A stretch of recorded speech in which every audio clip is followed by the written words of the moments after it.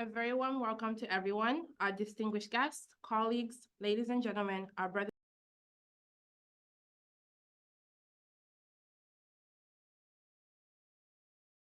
A very warm welcome to everyone, our distinguished guests, colleagues, ladies and gentlemen, our brothers.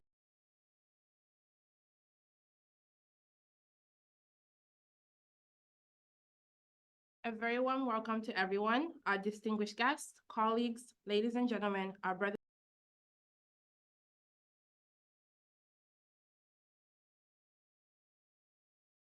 A very warm welcome to everyone, our distinguished guests, colleagues, ladies and gentlemen, our brothers.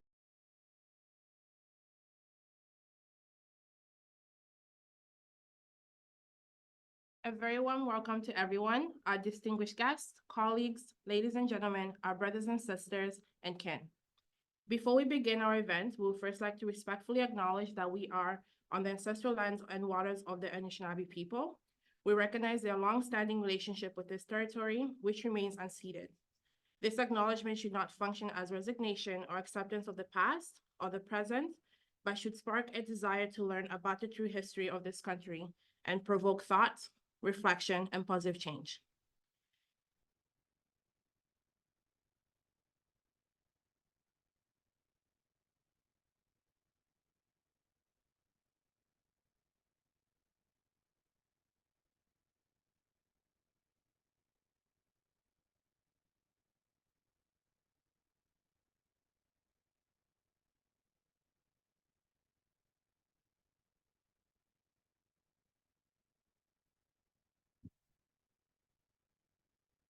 Good. So Maria is perfectly bilingual in English and in Inuktitut and has been a translator for the government as well as Inuktitut Councilman and other Inuit organization and Canadian government departments since 1972. And now to officially open our ceremony, we would like to invite Elder Maria Brozol.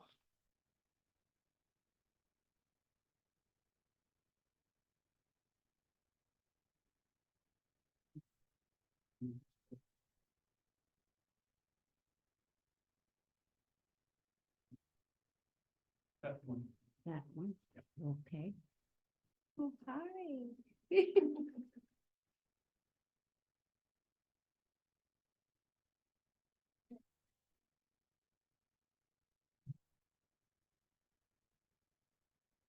Good afternoon, everyone. I'm honored to be here as your Indigenous elder from Nunatsiavut, our beautiful land of Labrador, Newfoundland. I would like to acknowledge that we are gathered here on unceded Anishinaabe territory. February is Canadian Black History Month, which includes a very important aspect of Canadian Black history in film. I believe that Black History Canadian and Canadian Black history in film should be remembered all year round. All minorities, including Indigenous people, face the same challenges. I'm looking forward to hearing the speakers this afternoon. Each one of you are important and can serve in helping to promote and change most people's perception of visible minorities. Can help change these barriers, which are entrenched through positive interactions, education, and perseverance. Working with other organizations can help identify and uproot obstacles which stand in the way for your progress. I know each one of you works very hard to meet the challenges and goals set before you. You all strive for the very best results in order to excel in your organizations and strengthen IATSE's mandate. There will always be obstacles to overcome. One of the biggest ones is money funding and that through your perseverance and positivity, cement systems of access will improve and associates will gain a greater understanding of who you are, what you want to accomplish, thus providing more financial assistance and opportunities to grow and prosper. I sincerely wish you strength and success in finding the way to prosper and succeed in the goals set before you. Remember, you are not alone. Strength in numbers can really make a difference, and TATSC will also work harder than ever to assist you in the path to your success. Thank you for kindness and the wonderful reception. I wish everyone here a safe and sound journey back to your homes. It was an honor and a privilege to have been chosen as your Indigenous elder. I thank you with all my heart and wish we may meet again sometime. Miigwech, nakumig, merci, thank you.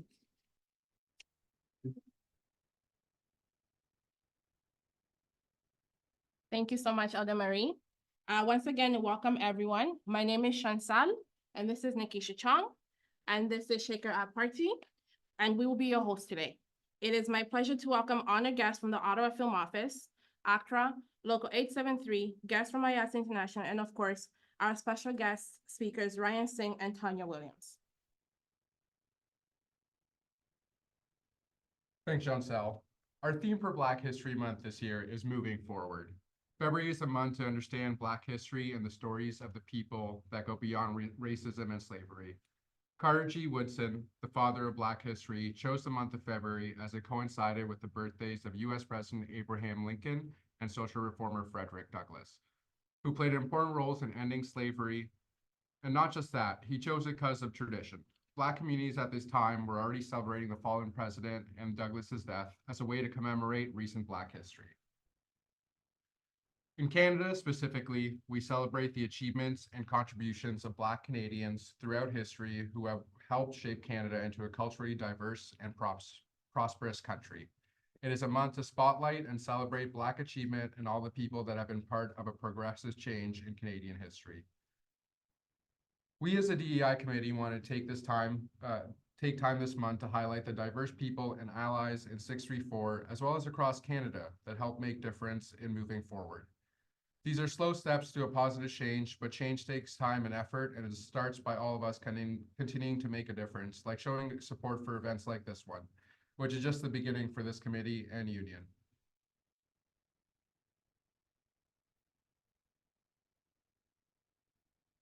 So we'll just go through our program. Today's program is roughly 90 minutes in duration. We will do our best to keep it on time, but you know how things go with technology. We'll first start by highlighting figures in Canadian Black history, then move on to Black excellence in film. As this is an IATSE event, we will also be honoring a historical IA figure and highlighting some of our members. We'll then discuss upcoming DEI initiatives and move on to a conversation with our first guest, actor and director Ryan Singh. After our interview, we will continue to welcome our keynote speaker, Tonya Williams of Real World Screen Institute. And after her remarks, we'll have a president's address from our executive board. The presentation will conclude with the poem, Growing in Unity, and closing ceremony. Shaker.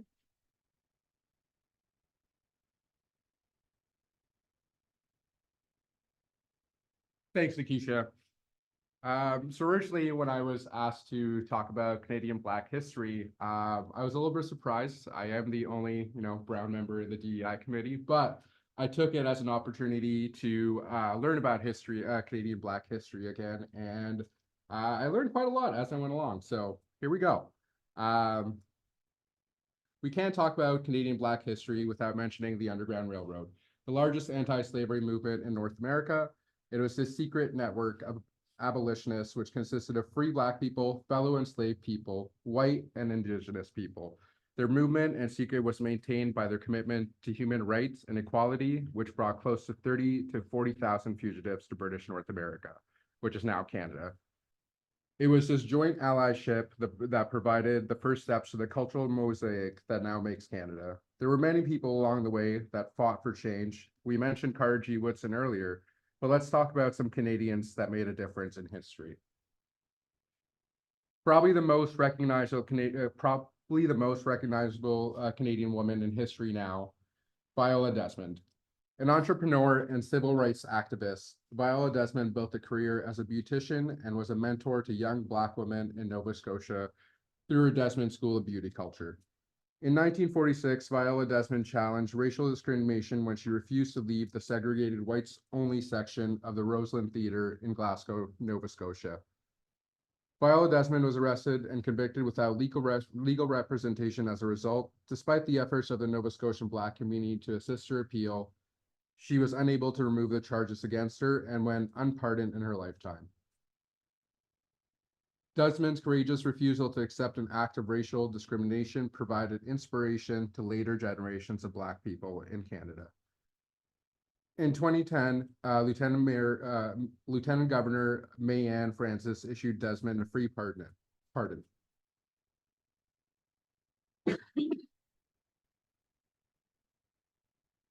Kathleen, or Kay Livingstone, activist, broadcaster, and actor, founded the Canadian Negro Women's Association in 1951 and organized the first National Congress of Black Women in 1973. An established radio broadcaster and actor, she devoted a great deal of her life and energy to social activism and organizing. Her tireless effort to encourage a national discussion around the position of racialized people in society, particularly Black women, led Livingstone to coin the term visible minority. Kay Livingstone joined a small social club for middle-class Black women called the Dilettantes, which organized tea and garden parties. Soon after joining in 1950, Livingstone helped change the group's name and mandate, established in the 1951 the Canadian Negro Women's Club, later the Canadian Negro Women's Association. Livingstone was elected the association's first president and served until 1953. Their mandate was to become aware of, to appreciate and further the merits of Black Canadians. Under Livingstone's leadership, the Canadian Negro Women's Association launched a scholarship program for Black students, hosted fundraising events such as Calypso Carnival, a precursor to Caravana, and Negro History Week, later Black History Month. Now I'll welcome Chancel to talk about Canadian Black film pioneers. All right, thank you so much, Shaker, for that. Of course, this being an IATSE event, it is important that we recognize Black history in film, specifically in Canada. So before I get there, in the late 80s and 90s was a golden era for Black films and sitcoms around the world. In the US specifically, directors like Spike Lee, Julia Dash, and John Singleton were creating work that reshaped the concept of Black filmmakers and in cinemas. In the UK, the Black Audio Film Collective were some of the launchpad for new generation of British filmmakers. And here in Canada, the status quo was being challenged in more ways.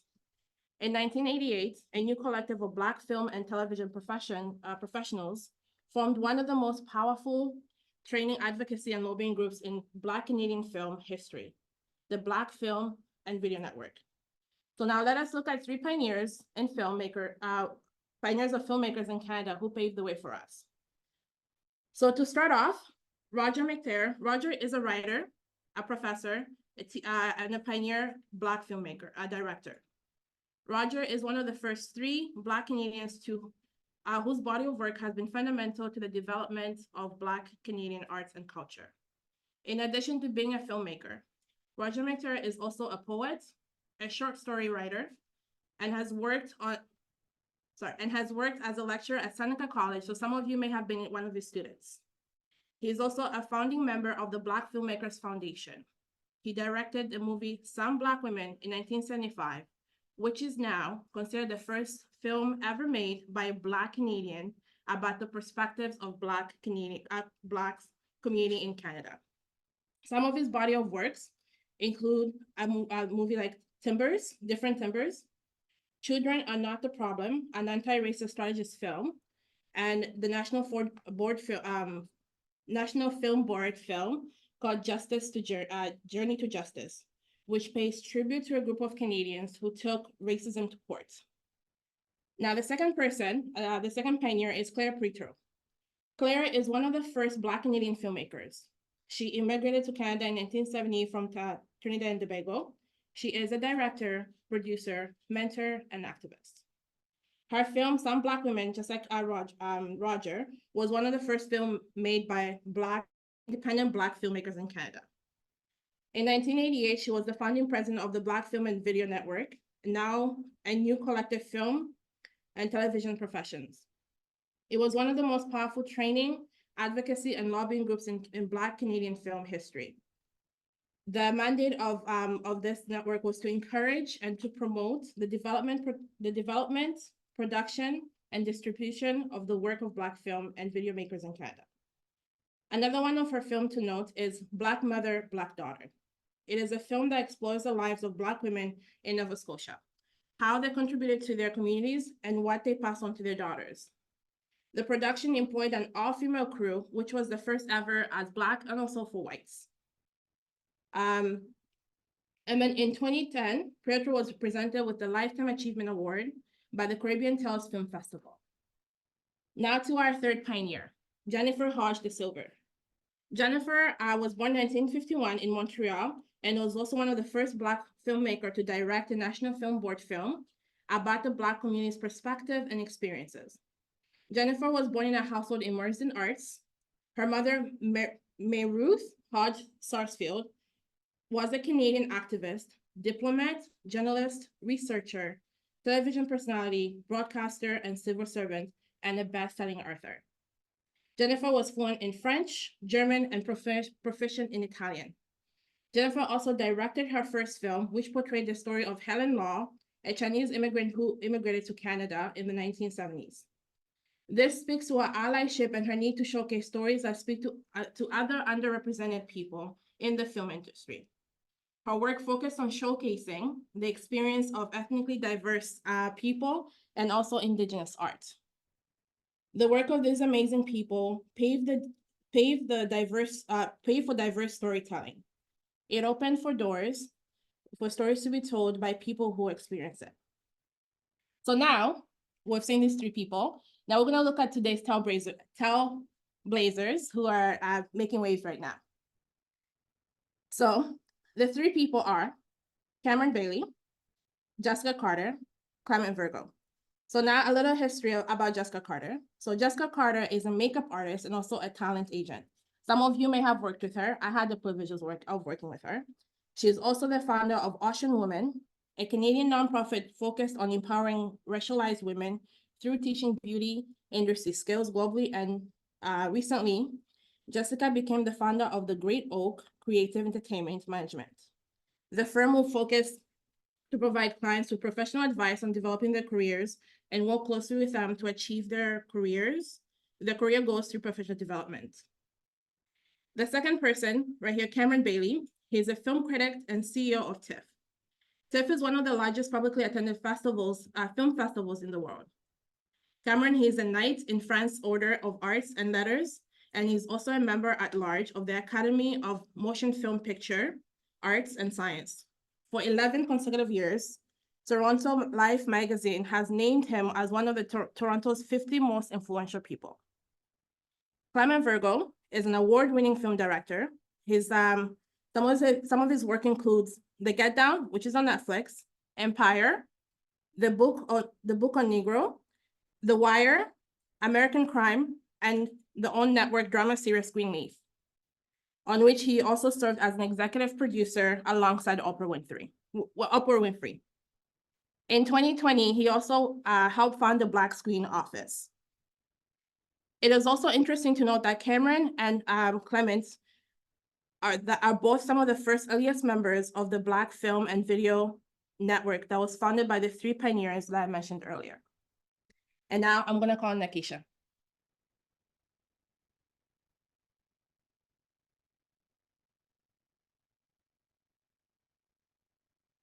So today we're going to be celebrating Gary Pear.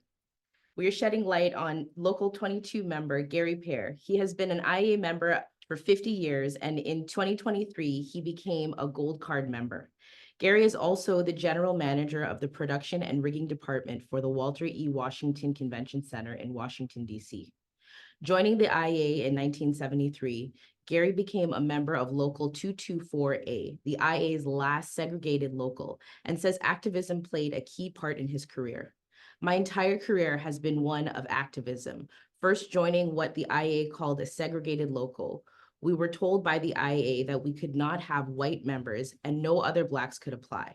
We were not allowed to transfer to the white local, so I had to go out and get work for our members or starve, he added. I was very successful getting contracts for our members and was able to force the IA's hand to allow us to bring in more members before we merged the two locals in 1980. Today, we are involved with the CECAP program for the District of Columbia, which is in conjunction with Local 22. We train minority kids interested in a career in the industry. Pear admits being a union member has impacted his life tremendously. Becoming a member of IATSE changed my life. Because of the way I became a member has molded me into who I am today, he added. The minority members which came before me never had a chance to be all that they could be, and it is in their name that I give back to others. He says the entertainment industry has taught him that performance is everything, and a behind-the-scenes worker's performance is just as important to those working on screen. Being backstage is no different than being on stage. You must perform, and if you don't, you will not be back.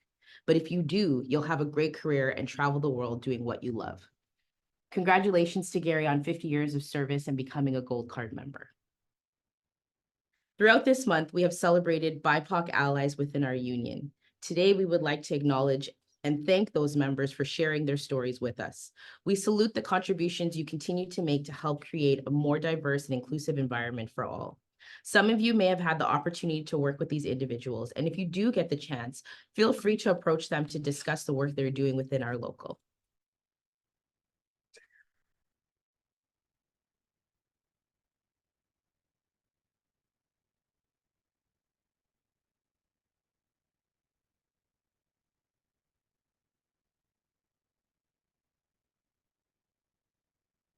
Sixty-four's 2024 commitment is collaborating with our communities by visiting different schools and programs such as Pathways to Education and Real Canada to talk to young people about a career in film.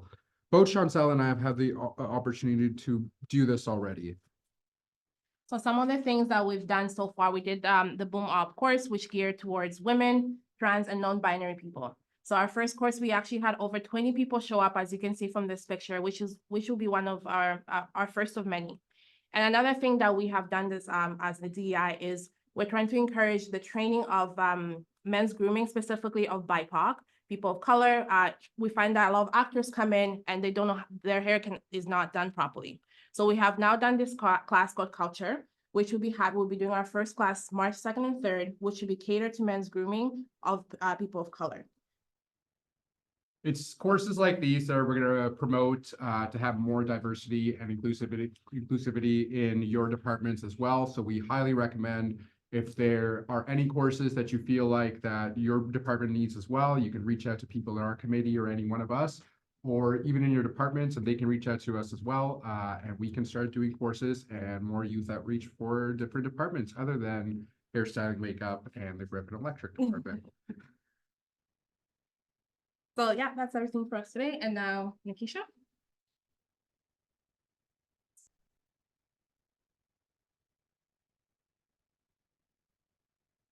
Ryan Singh is a Guyanese-born filmmaker and actor. For nearly 2 decades, Ryan has been in the business of creating content for film, television, new media, and theater.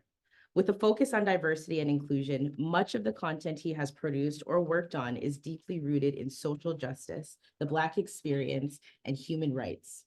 Ryan recently completed his first feature-length documentary, Ray of Hope, which delves into the lives of the Tamil community, exploring their resilience and struggles, and shedding light on broader issues of displacement and the search for belonging. This film stands as a poignant testament to the human spirit in the face of adversity. It was recently presented at the 2024 European Film Market. Ryan is also received the Excellence in Media Award presented at the inaugural Canadian Black Screen Awards. Let's take a look.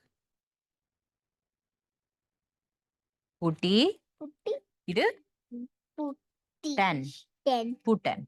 Putin. Mama, is Putti still alive? No, she's not actually. That's why you didn't get a chance to meet her. Did she die away?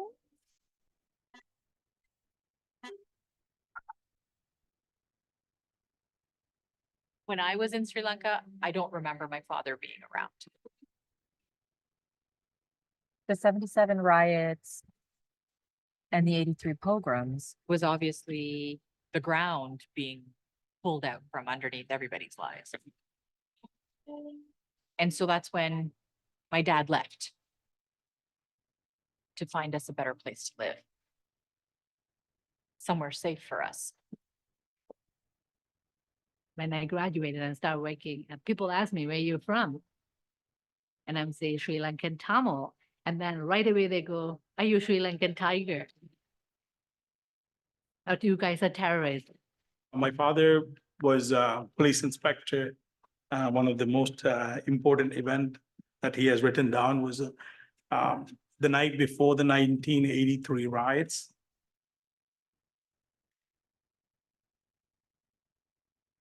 I was afraid to talk about it up until this morning.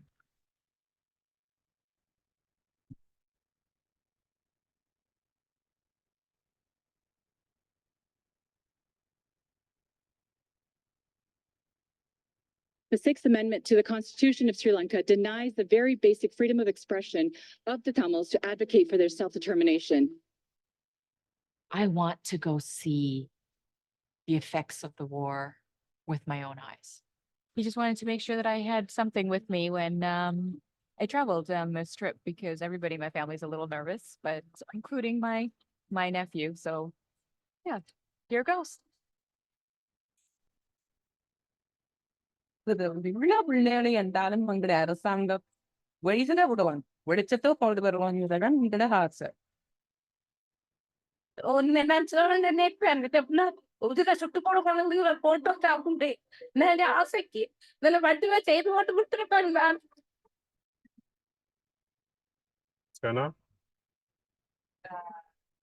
CID's here.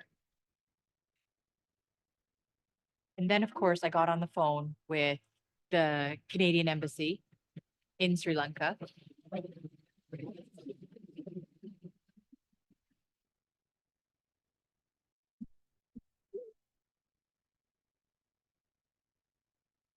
I would say that I'm Tamil and I'm Tamil, and that's not anything else but what it is.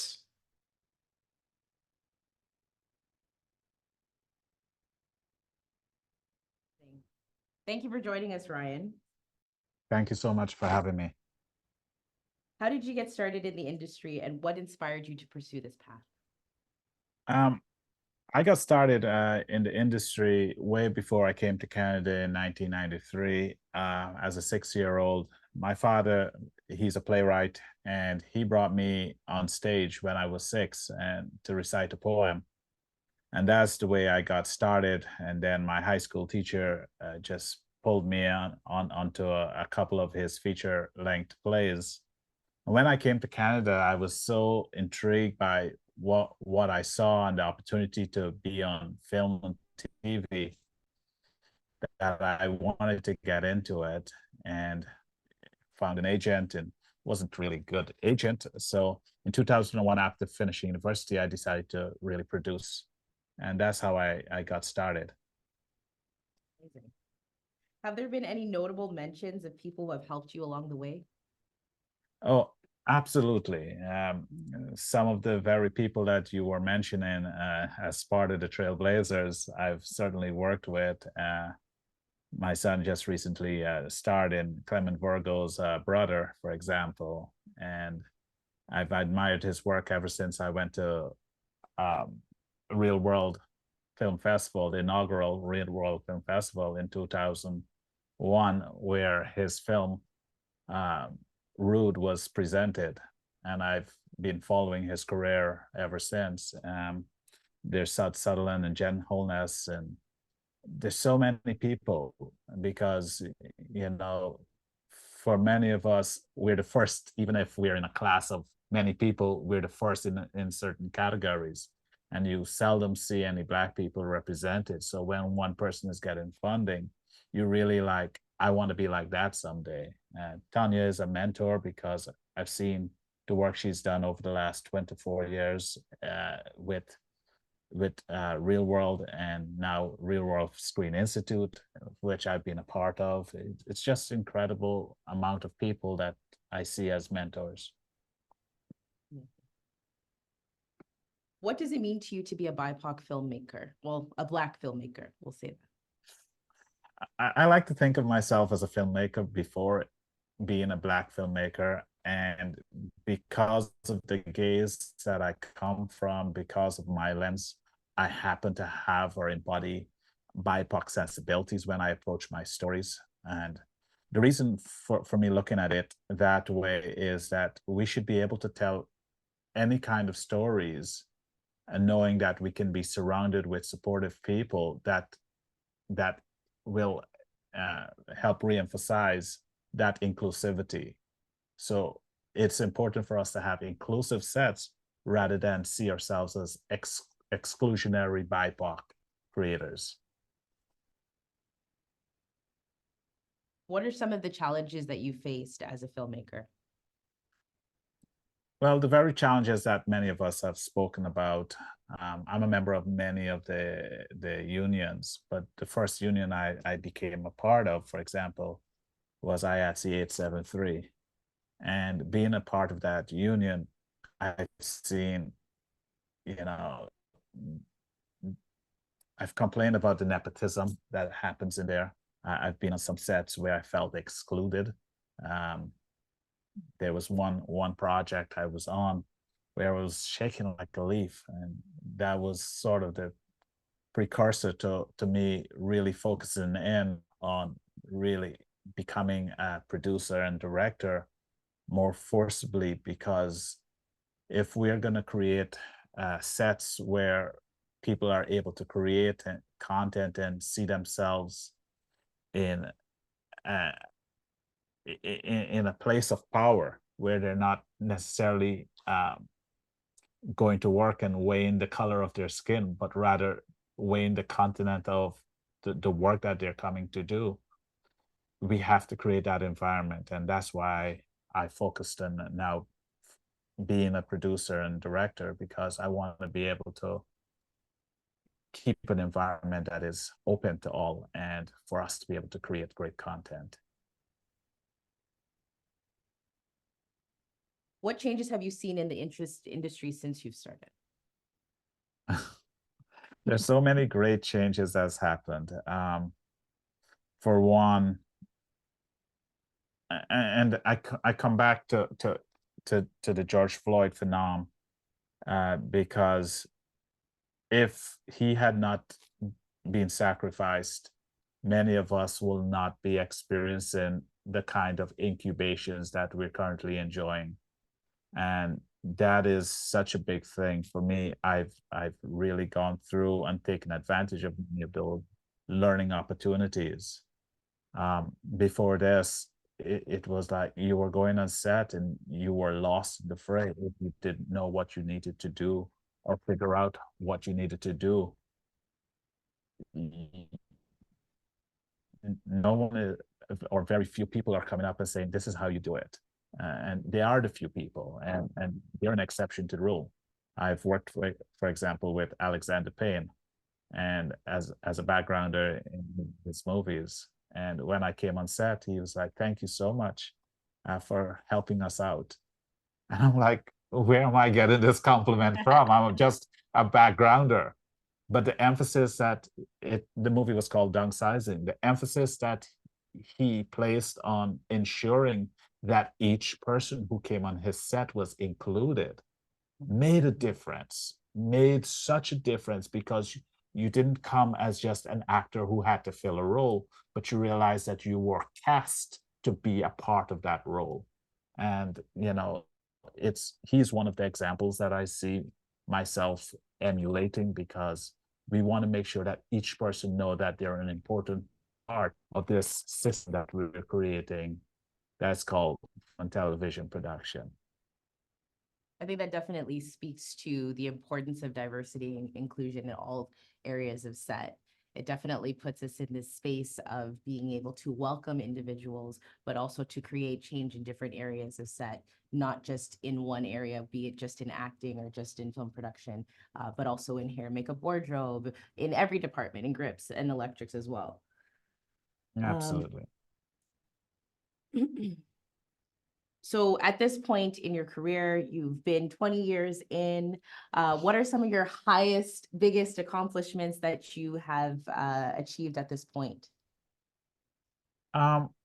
Finishing this feature film is a real big highlight because it's taken me 15 years of ongoing, continuous study, but also questioning my validity in the business and whether or not that imposter syndrome, can I do it? Should I do it? How can I do it? And really, I begged and scraped and asked so many people for help to make this project happen. And even with rejections, they were motivation to continuing to tell the stories that I needed to tell. Also, I'm not a person that sits around and wait for things to happen.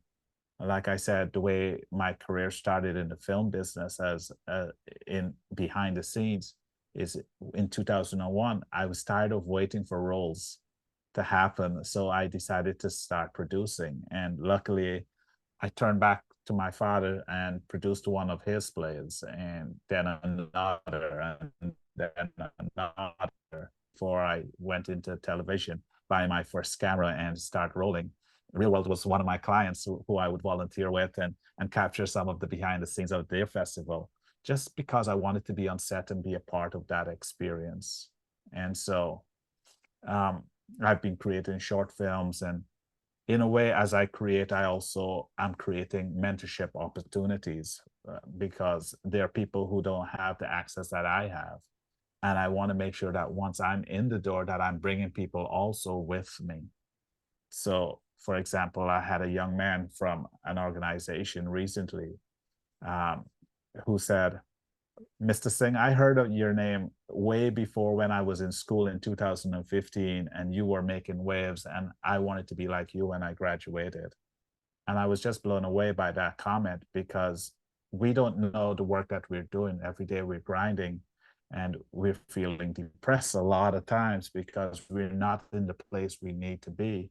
But we do the work, and it's about doing the work every day and just getting better at it. Amazing. What are some of the ways that you counter that imposter syndrome and keeping the rest of your team on track to saying, we can do this, outside of just trying to pursue the common goal? What are some suggestions that you have in keeping the morale up in the spaces? Well, I quit every day my job. I quit because I'm like, I can't do it. I don't know if I can do this. This is too much. It's hard work. And then I realized that everyone else is depending on me. I liken it to the maypole, where all of the strings come back to that pole. You're the center of the universe that you're creating, and everybody has questions for you. So if you fail, the whole system fails. Mm. And so knowing that people are dependent on me makes me more motivated to do better and to be better and to be an example for everyone else that is dependent on me.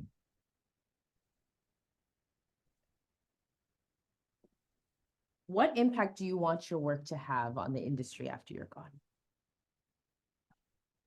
Not that it can't have impact today. We know that it's having an impact today. But, if we're talking about, let's say 50 years from now, what would you like to say? It's a reasonable question. It's a reasonable question. And having worked on this Tamil project, Ray of Hope, that I've just completed and about to present to the world, it dawned on me that for the Tamil people, this is the 15th anniversary since the end of their arms conflict. And even though the armed conflict is finished, their subjugation is not finished, and they're still going through what they're going through. And me lending my voice to the work that I just did is like the civil rights movement that we see so many movies being made of. And for the most part, the historical pieces that were created, we don't know who the creators are, but those movies still move us in some ways, you know, about Martin Luther King, about Malcolm X.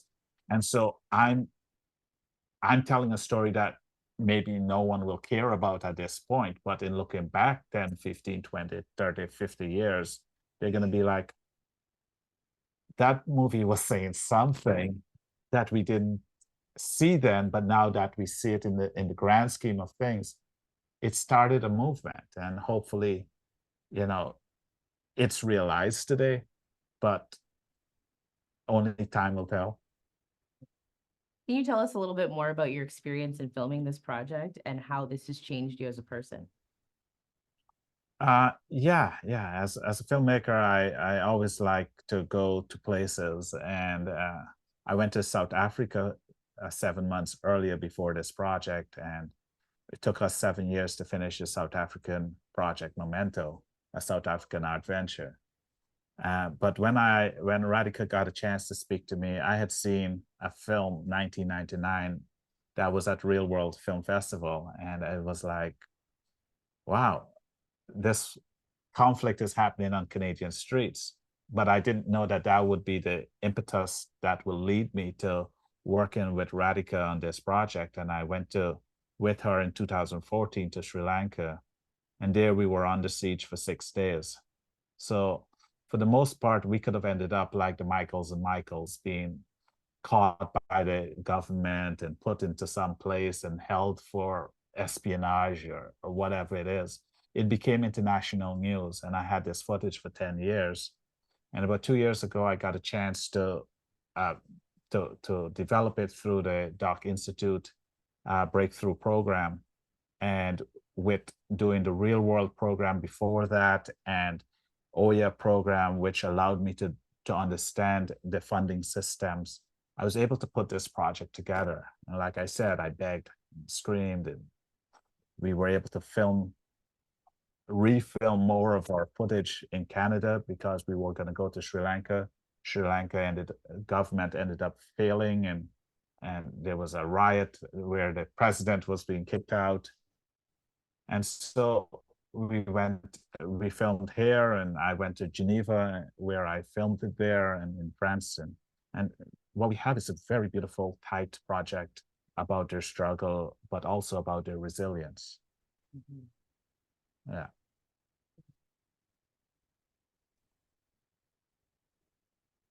So what changes do you think still need to happen in the industry regarding Black and BIPOC content? Well, we ultimately, where we want to be is we want to be in a place where we don't have to have BIPOC initiatives, DEI initiatives, because we're all on a level playing field. But right now, what we have had over the last 3 years is incubators, and those incubators has, and not just in the film industry, but across all industries, has really helped BIPOC creators, BIPOC entrepreneurs, BIPOC dreamers to enter the system that they have historically been kept out of because of access. And so we want to have more funding, more opportunities to be integrated, and more opportunities to not just those integration be performative, but to be something that is substantive, so that when people come into the industry, they're part of a mechanism that can effect change. Is there anything that you would say that we can do individually as crew members to help push this along? The funding that some of these unions and organizations that are receiving these fundings, they have to be more substantive, but more importantly, efforts has to be made to not only train people and let them go through and qualify for those funding, but also to find a way of retaining them in the industry by creating those opportunities within the workforce for BIPOC members to know that they're part of that team. Because let's face it, even these organizations like ours, the IATSEs and so on, the membership is still a problem. And that problem can be erased from the way we set certain standards and expectations of each other. I gave that example of being on Alexander Payne's production. Well, the culture was from top down, and Alexander Payne set that the tone for that culture, and everyone else was following that, including all the members of the different unions that was working on that project. But it meant a top-down initiative. So it comes from the producers who set the tone, and then the unions who have to implement that tone, because that's the culture of the producer who is financing these projects. And then everyone else participating in making sure that a welcoming environment is maintained for all of the players that are coming to help create these content.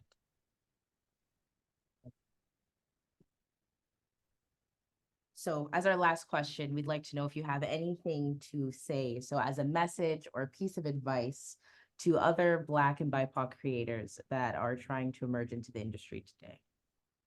Well, for one thing, I was really inspired by the work you guys have put together in this event, and to see the effort that has been exercised here, because it shows that it's a step forward.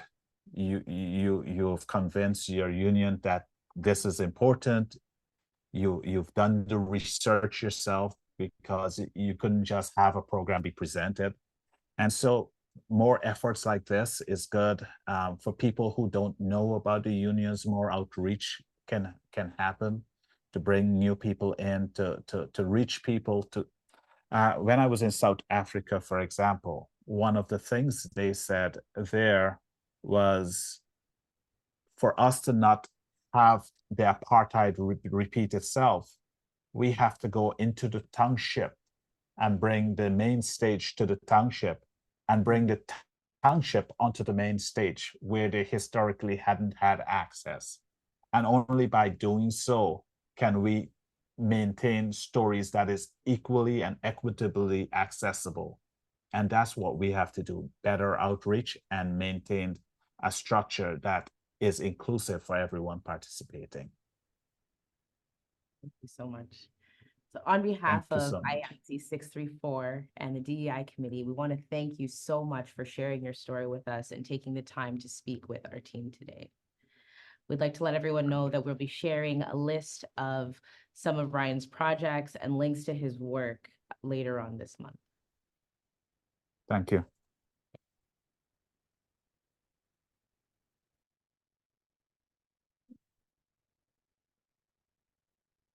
All right. Thank you, Nikisha, and thank you, Ryan Singh, for that amazing and insightful interview. And now we would like to invite our keynote speaker, Tonya Williams. And Tonya is an award-winning actress, producer, and founder of Real World Screen Institute. Real World is one of the largest national platforms dedicated to changing the face of the media landscape by empowering and showcasing Canadians identifying as Black, Indigenous, Asian, and people of color in the screen-based industries, both the front and the back screen. So before Tonya comes on screen, we would like to just show quickly a short reel of Tonya Williams. Stories about the trauma of Black people, Indigenous, Asian, South Asian, and people of color are the stories that win awards. And whoever tells those stories are more likely to win those awards.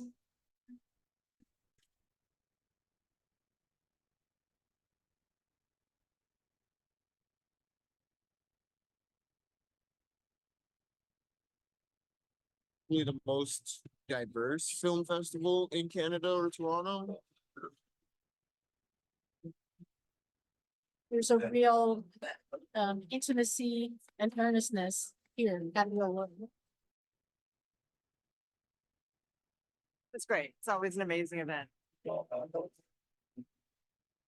Real World has been a centerpiece in Black and people of color film life in this country. We're splendid. Inspiring. Diverse.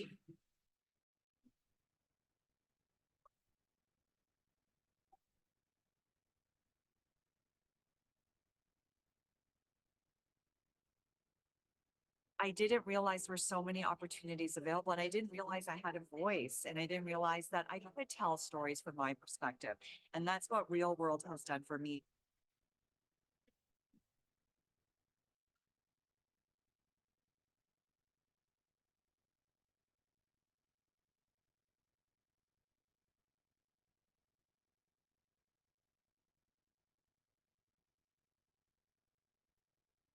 I'm assuming I'll just start. Hi there. My name is Tonya Williams, and I'm really pleased to be here. And I was so pleased to hear Ryan just before and the history that was presented, because I learned a lot. I love when I'm still learning things, which is really great. This is really wonderful that the IATSE is putting this together, because it's like we haven't been recording much of our history, especially with Black people within our industry. And this is a great opportunity to have a little piece of that history recorded here that will be part, I'm sure, in the future of We Are the History. So all the people that are speaking today, hopefully future generations will be looking back at this tape to get a sense of who we are and what we did and what we hoped our legacy would be. I was born in 1958 in London, England, and I really say that because I'm 65 years old. And I like to tell young people that because I think they think that change happens really quickly, or that success should come, within a year or two. But it takes a really long time to build a career and to affect the change that we all know needs to be there. And as was said earlier, so many people came before us, and they didn't see the fruits of their labor, but we are here because of the sacrifices that they made so far back. And the sacrifices and the work that we're doing right now is going to impact future generations. So I started my career it was around 1977. I came to Canada with my family, came to Canada when I was in 1970. And I had always been in the arts, mostly playing classical music and in ballet. Those are kind of traditional things that a lot of Caribbean parents have their children do, different artistic things. They certainly weren't expecting that I was going to make a career out of anything that I was doing that was artistic. But I was fortunate enough to start doing some commercials and some catalog modeling when I was younger. And that, at the time, what's really strange is I did not even think I was working. I didn't consider it work at all. It was something fun, and all my friends had part-time jobs, and it was just, something fun you did while you were at high school. But it wasn't until I went to Ryerson and studied full-time that I really understood the depth of being not only an actor, but being in the entertainment industry, sort of the value of the impact that you could make. And that really changed my trajectory of, for years, I had watched television and watched movies, and not only did I not see people that looked like me, the scarier part was I didn't notice I wasn't seeing people that looked like me. It was only when someone came on TV that looked like me and it was such a negative stereotype that made me embarrassed to be a Black person. Not me as a Black person in the world, but knowing that white people were looking at those images and then they would see me walking down the street and connect these negative images. That just, it was embarrassing, and it was hard just navigating a life on a day-to-day basis, knowing that their minds were thinking, whatever those images were that they saw. So I made a decision very early when I was studying that when I would start my career, there were a lot of roles I would not take. And I certainly I do not in any way put down the actors before me who did those roles, because them doing those roles cracked open the door for any of us to have any kind of a career. But what was nice is in the late 70s was the beginning, I think, of a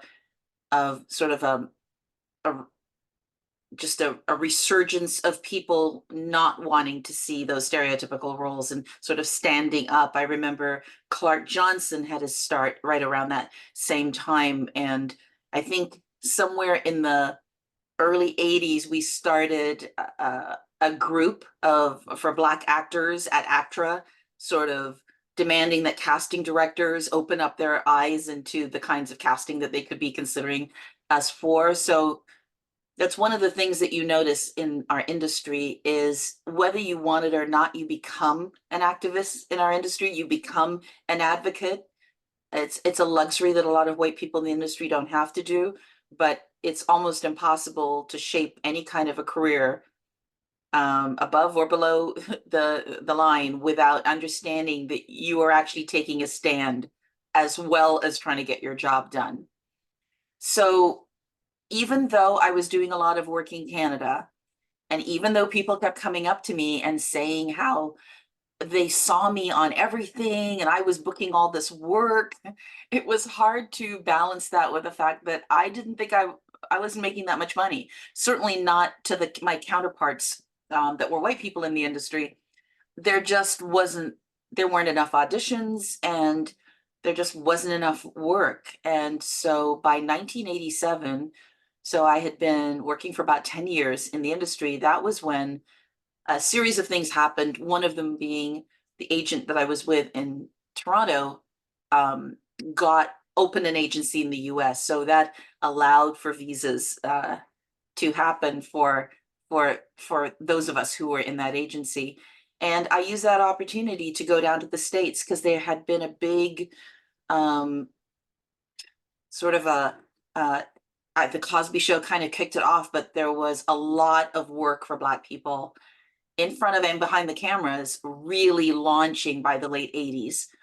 And I thought that was the place for me to be, to have those kind of opportunities. And while I was in the US, I think I understood my place as a Canadian even more being down there, because I think I could recognize the work ethic and how determined and how hard, how organized they were, especially within the Black community and the Latino community. They were just so organized in how they were going to achieve the messaging and the success that they wanted to achieve. Having the NAACP organization there, supporting people that were in Hollywood and supporting the work, that kind of an organization made an impact to production companies and to the heads of studios, letting them know that if they didn't see a certain amount of shows on TV, they were going to have their membership. And for places like the NAACP, their memberships are in the hundreds of thousands. And they were going to let their membership know not to buy product from the advertisers, to boycott whatever the products were. And the studios were scared of that. And I think that was my beginning of understanding of real community, working together, the need to flex our muscles and not feel so scared that we have more power than we think we have. And so while I was in Los Angeles, I booked several shows and different jobs, but then I landed something on a soap opera called The Young and the Restless. And for the next 19 years, that really became my life. But during the time of The Young and the Restless, I think that was my real awakening to the amazing power of being on screen and of storytelling, because the audience was not just America. It was just not Canada. It was not the Caribbean islands. It was around the world saw this show. And some of those countries said we were the only Black people they saw on screen. And so the stories we were telling and the characters that we were these were the first kind of the only images that a lot of those people had in many countries. And some of those countries I'm talking were in Europe, and Black people would write us letters from those European countries saying, thank you so much. You know, there's nothing in my country, and your show is filling me with pride. And all the time I was on the show, all the time I was in the States, I would constantly come back to Canada because Canada is just such a unique country, I find, where yes, it's a melting pot, but not in a in a positive way in some way. It's not that you lose your identity as other people gain, you know, things from different cultures. It's funny to go to places and see, like going into a corner store and seeing patties, you know, going around and just seeing how different cultures have infiltrated into what we call the Canadian community, the Canadian country. And so I would come up, but I was always speaking about the changes that we needed to make in Canada. At that time, there was nothing on our screens. It was just so limited, the kind of diversity. And we're not just talking about on screen. Anytime I shot things in Canada, I didn't see anybody in the crew. I certainly never saw producers, writers, directors that were people of color, but not to see even anyone in the crew look like me. I thought it was embarrassing. And the unions at that time, the unions with primarily the crews, they were like the Teamsters, you know, they were like, you know, your older white guys that decided they were not going to let people of color in, and they were aggressive about it. So it became a fight for whether it was people like myself when we were on productions to ask for hair and makeup people that could do our hair and do our makeup, to sort of ask for wardrobe people that could, you know, we had to use any little bit of power we have, and sort of a lot of actors demanding and asking for crew people to take care of them was like a slow drip into tiny cracks opening within the unions. So part of all of this is to say, you know, really why I started Real World. I was going from 1977, I was going to film festivals. I just feel they are one of the best places to go and meet people from every aspect of our industry, from casting directors to crew people to above the line to different actors to just people who loved movies. And I've built so many relationships. I have relationships today from people that I met at film festivals in 77, 78, you know, 80. And when what always annoyed me with Canadian film festivals was they were so welcoming of diverse people, Asian people, South Asian people, Black people. They were welcoming of them outside of Canada. They were happy to bring films from Africa, films from India, you know, films from Australia, from the UK, from the US, of diverse people, by the way. But they were not welcoming of Canadians who were Black, who were Indigenous, who were South Asian, and people of color. It was hard for Canadian people of color to get into Canadian film festivals. And I also knew how the game was played. And the game was played that if you could get into a film festival, it meant you had an opportunity where you can win an award. These were important when you're applying for funding. A lot of the funders in the application form would say, have you ever screened at a film festival? You know, have you won any awards? And if you can't even get into a Canadian film festival, then your chances of applying for and getting funding was more limited. So I started Real World with that in mind, meaning, first of all, Real World is only for Canadians. We don't have anybody. We screen films by Canadians. We bring in people to speak who are Canadian. We talk about the issues that matter to Canadians of color.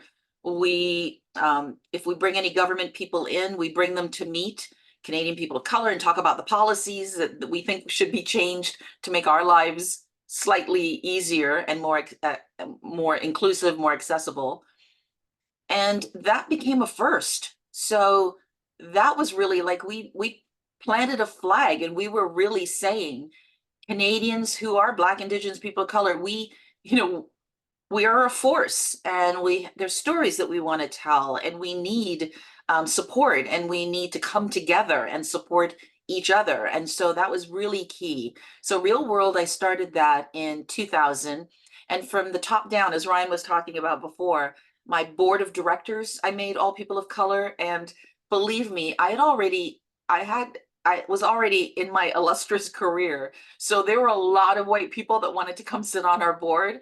And I was like, no, because I feel it's important for young people of color to see that you don't always need someone from the white community to save us. That we have strength being together and supporting each other. There's nothing that we can't do when when I say we, our communities, come together. And that's what I wanted from the top down. So the staff I hired, the board members I had, the films we showed, sort of everything right up to this day, and this is our 24th year with Real World, has always been saturating the audience at large to understand how powerful Canadian stories can be, and content creators and crews and everything in this industry that are people of color within it. I was 42 years old when I started Real World. I love saying things that are around ages because I bump into 21, 22, 23-year-olds all the time. And they start these companies, and then they're already defeatist by the time it's a year old. They're like, I can't get funding and I can't this. And I'm like, you have to be more patient. It takes a long time. You have to plant your seed, and then you have to nurture that seed, and you have to water it, and you have to give it nutrient, but it takes years to accomplish things. And if nothing else, I want young people to think of that people are not overnight successes. That's the story we sell the public. That's the fantasy we want to sell the public. That's what the entertainment industry is. We are creating fantasies for the public. But when you work in the entertainment industry, you can't be lured into what the fantasy is. The reality is that this is a job just like any other job, that you need to have a discipline. You need to turn up on time, no matter what the job is. You need to be prepared. You need not to complain, and you need to have an attitude of, tell me what you need done and I will get it done. Nobody wants to hear that this is not your job, it's not within your description, you're tired, or you get there late, or so-and-so didn't do something, so why should I do something? Those are not the attitudes that get people wanting to hire you again. You really need to understand that the screen industry is a highly competitive industry. And it was highly competitive when I was in it, but I think it's worse now or more highly competitive, I should say. Not that that's worse, but because you are competing internationally now. There are two big ways that the industry works in Canada, and one of them is that we're creating our own content. That's one way. And another way is that we're service providers, which is a big, huge piece of the pie.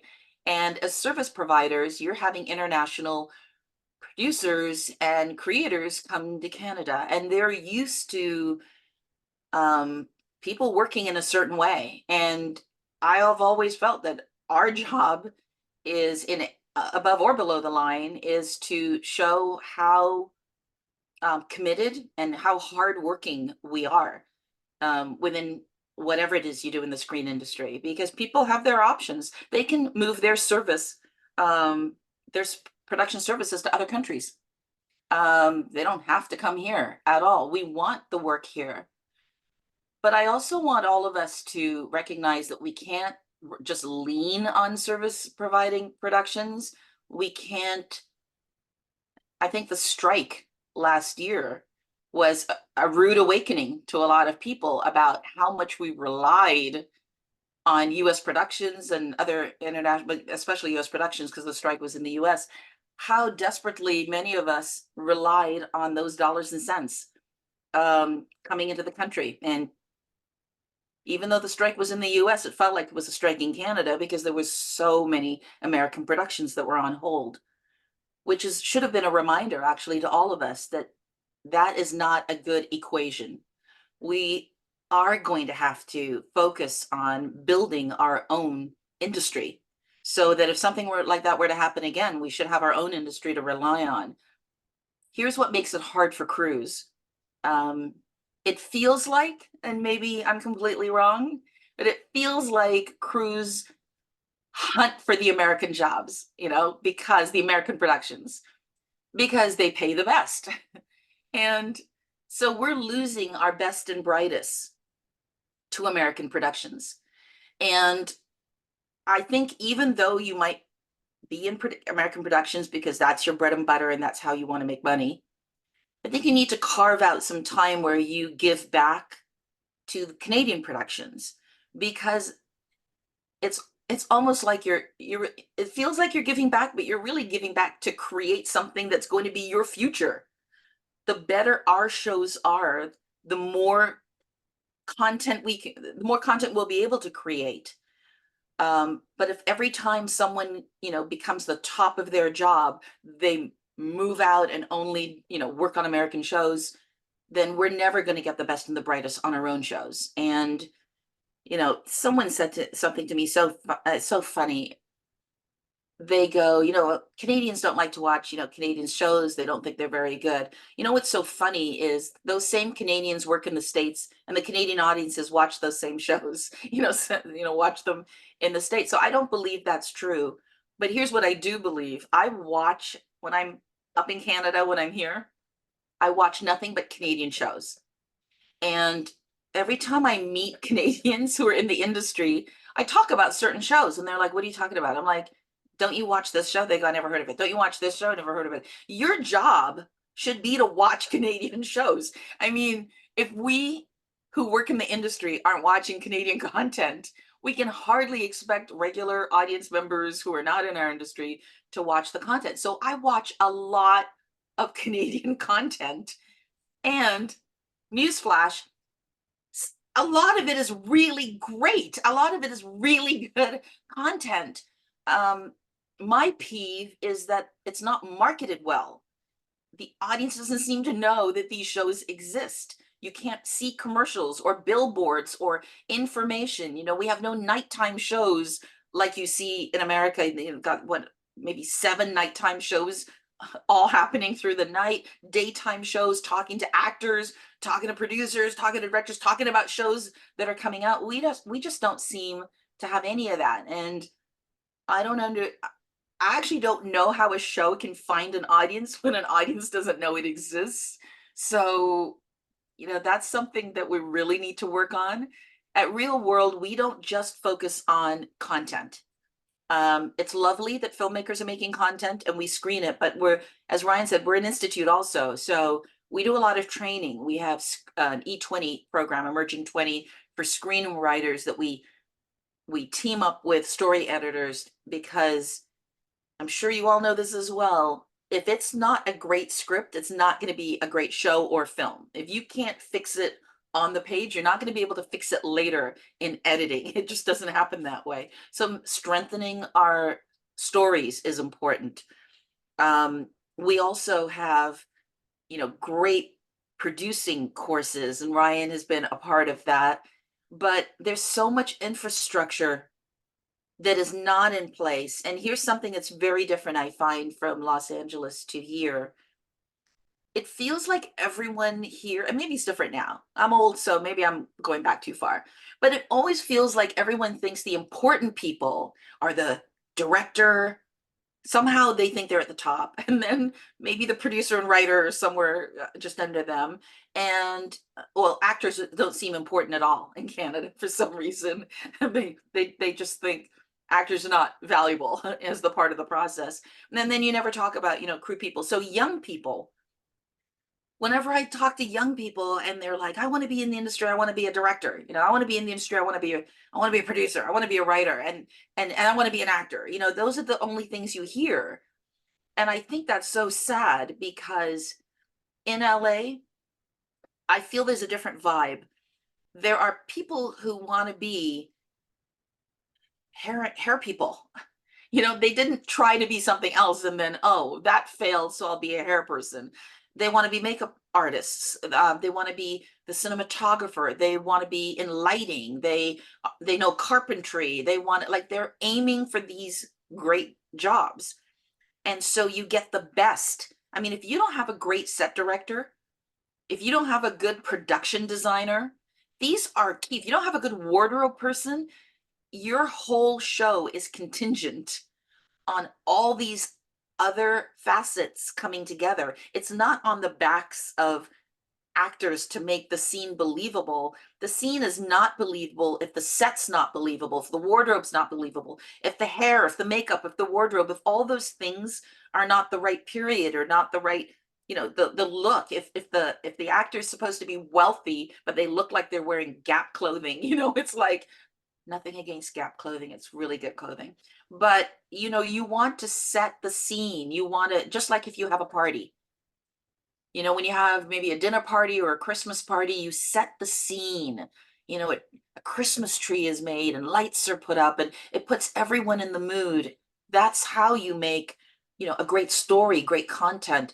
I love productions that are so meticulous to detail about, buttons weren't used at that time. Zippers didn't exist. Pierced earrings were not around in that period. Like all those tiny details are what strengthen an industry.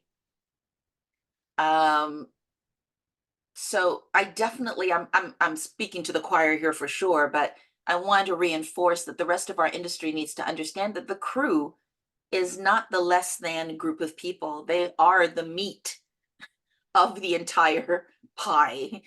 So you cannot have a pie without the meat. Not a pie I'm going to eat anyway. So here are some things that I'd like to share with the many, many people out there who work in below the line. We'll talk about that. The key to your success is people knowing you are out there. People can't hire you if they don't even know you're out there. So you need to build relationships. I like to talk to people about, don't be a victim of the industry. Don't be, no one's hiring me and no one's doing this for me and no one's helping me. That's like, I don't have much sympathy. So I'm not going to, don't come to me with those kind of things. What I like to talk about is, what is it that you can do? I mean, what are you in charge of? What are you in control of? So join databases. Your job, join databases and make sure they're updated and put your photo up there and make sure the information is updated so people can find you. Go to markets. Nobody's stopping you. You're going to have to invest in yourself. If you believe in yourself, then make that investment. Go to national markets. First, start local, start where you live. Then go to more broader markets across Canada. Go to international markets. I'm not saying you're going to do this tomorrow, but you're going to build this within your business plan because you are your business. You should be going to film schools. I don't mean taking courses at film schools. I mean, I hope many of you have done that already.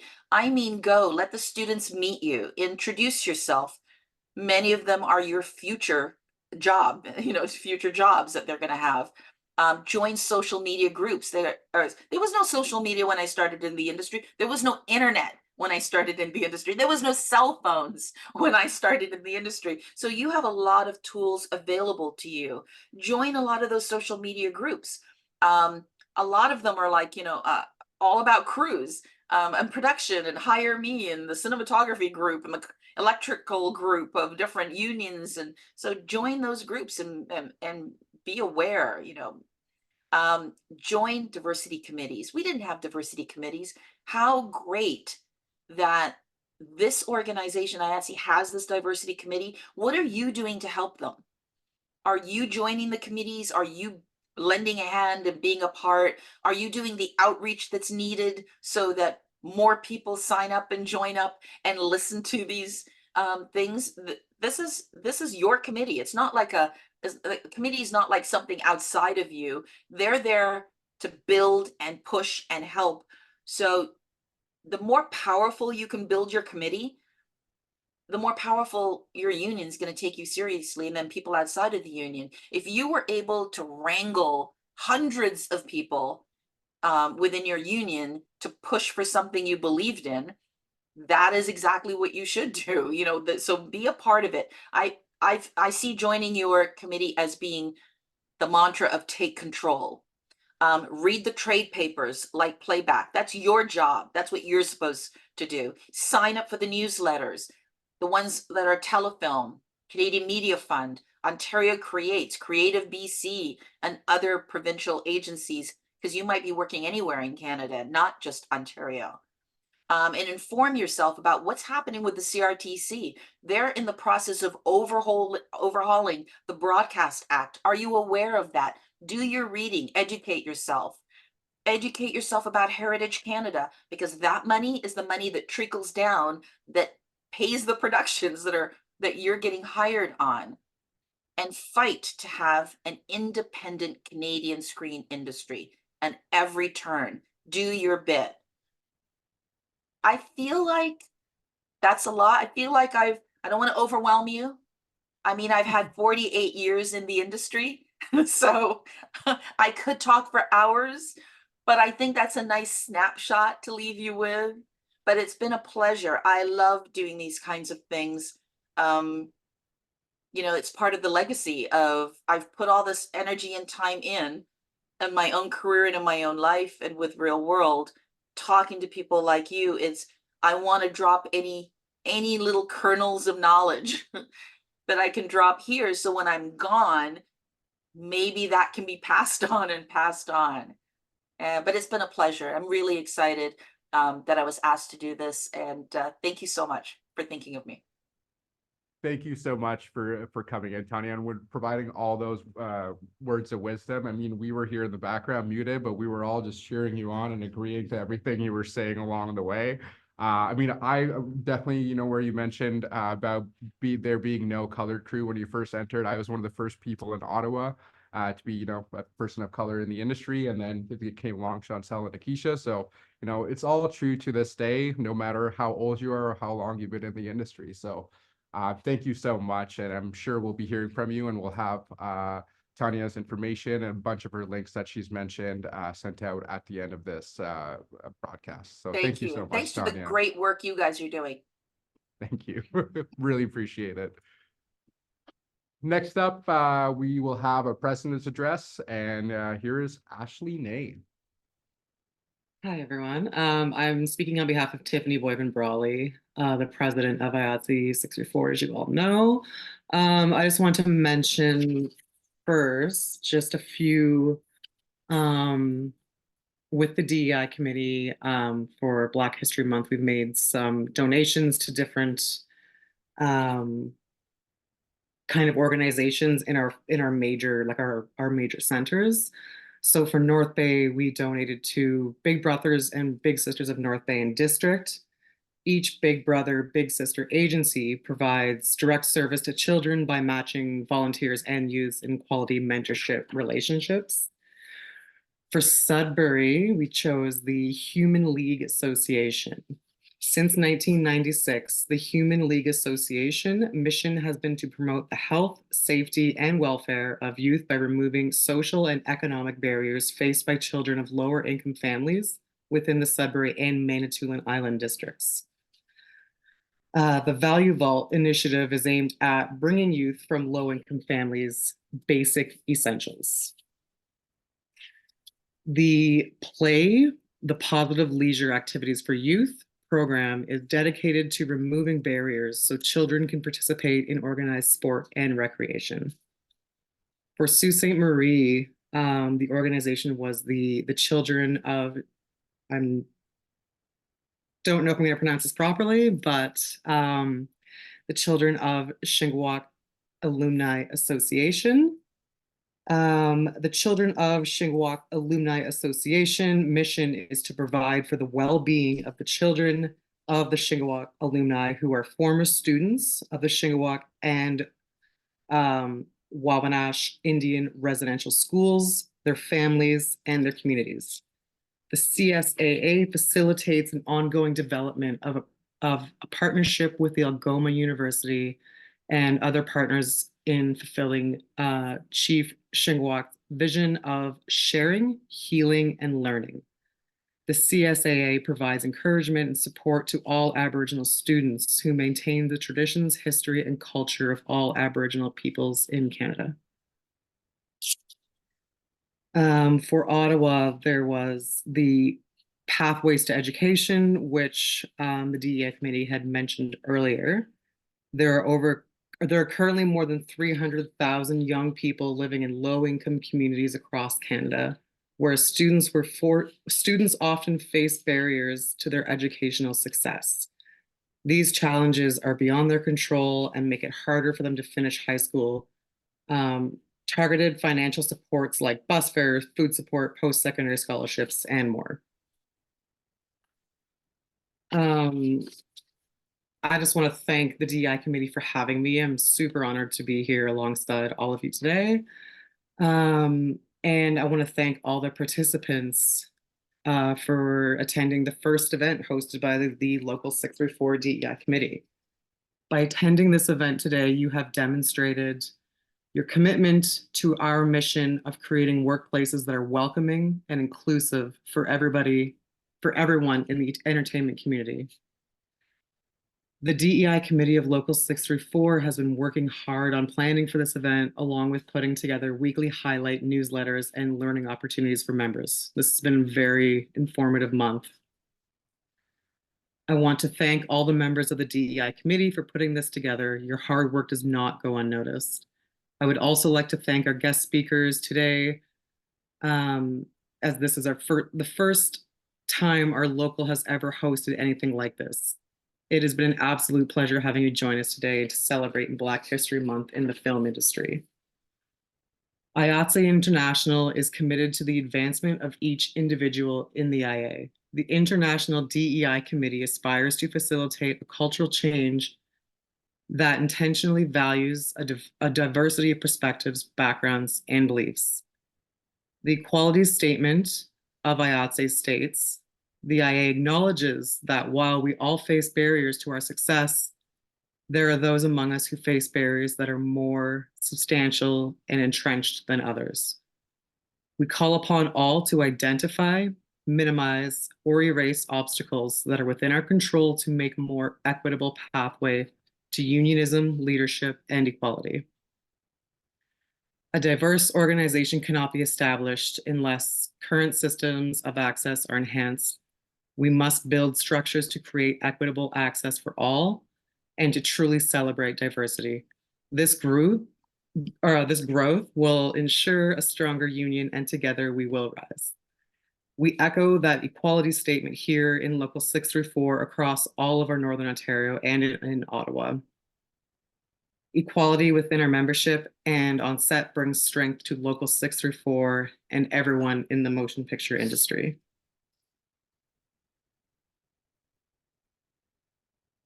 All right, thank you so much, Ashley.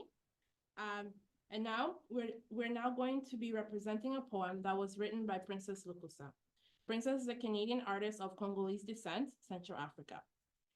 The poem will be performed by Edric Edet. Edric is our reader who hails from Nigeria, West Africa, who represents the future.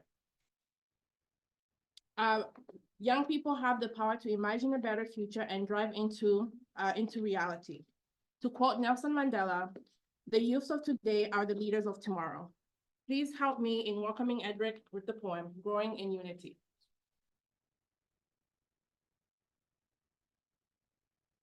In the melody of time, we find a symphony of unity intertwined.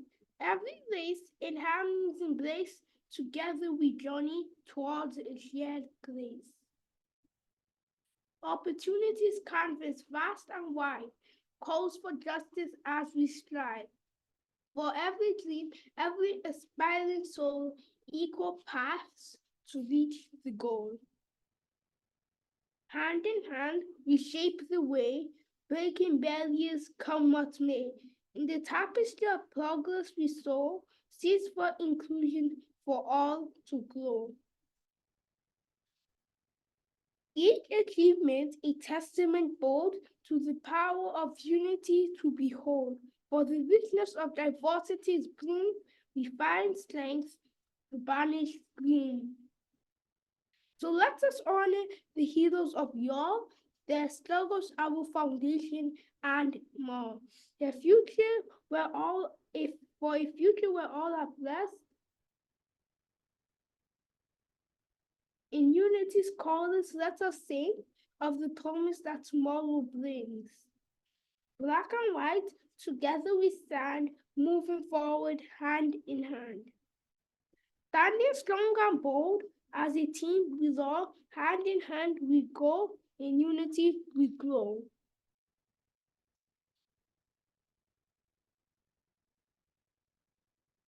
Thank you. Thank you so much, Edric.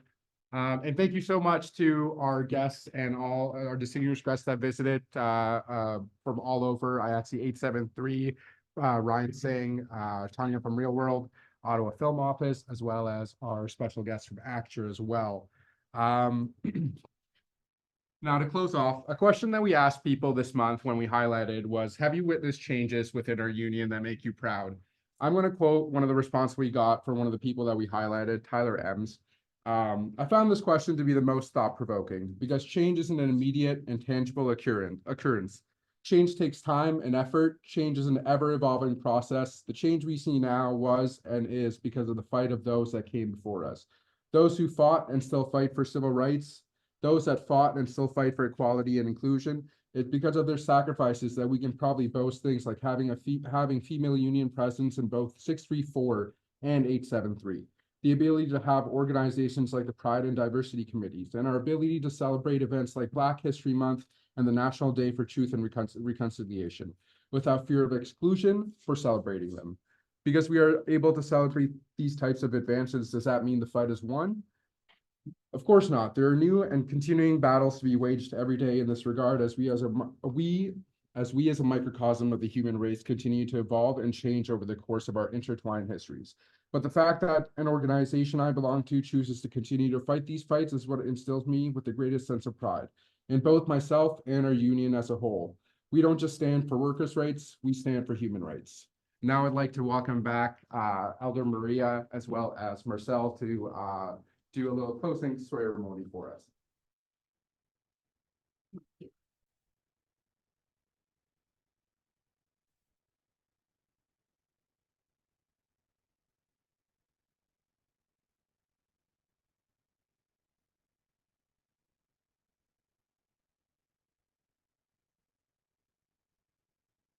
Lost my spot, okay. I wish everyone here a safe and sound journey back to your homes. It was an honor and privilege to have been chosen as your Indigenous elder. I thank you with all my heart and wish we may meet again sometime. Miigwech nakumik, merci, thank you.